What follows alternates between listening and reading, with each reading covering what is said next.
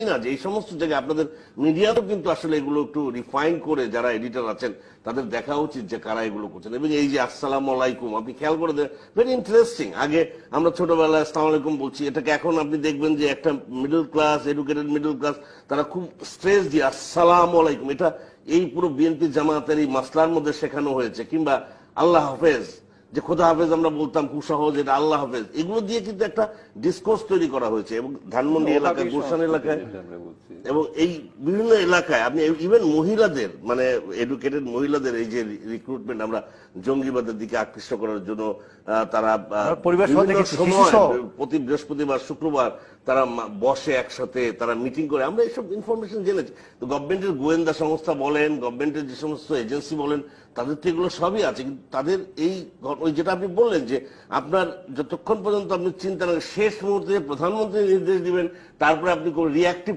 যেই আমরা পুলিশিং এর কথা বলি, প্রো অ্যাক্টিভ কোন অ্যাক্টিভিটিস এর মধ্যে আমরা হলিউডের ঘটনার পরে আপনি খেয়াল করুন যে কনসেনসাস তৈরি হয়েছিল, এবং সেটা কি এখন তৈরি হয়েছে? যেটা ইউজিসি থেকে বলা হলো যে বিভিন্ন প্রাইভেট ইউনিভার্সিটিতে বাংলা স্টাডিজ পড়ানো হোক, এগুলো কতটুকু রেগুলেট করা হচ্ছে না, সেটি তো একটা বড় ধরনের দুঃখের বিষয়। 100 বিশ্ববিদ্যালয়ের মধ্যে আপনি 10টি বিশ্ববিদ্যালয় পাবেন না যেখানে ভাষা, সংস্কৃতি বা ইতিহাস পড়ানো হবে। তার মধ্যে আমাদের যে বাঙালিত্ব, যে জাতিসত্তার যে পরিচয়, মুক্তিযুদ্ধ যে জন্য, সেটি ভুলে দেওয়ার চেষ্টাই তো সবসময় বলা হয়। এবং MBA BBA তো করা হচ্ছে, যার জন্য চাকরির ক্ষেত্রে সমস্যা হচ্ছে যে তারা সহজে চাকরি পাচ্ছে, তাও কিছু না।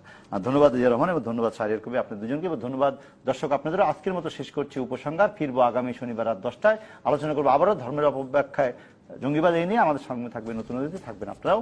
এবিসি নিউজের সঙ্গে থাকুন 24 ঘন্টা।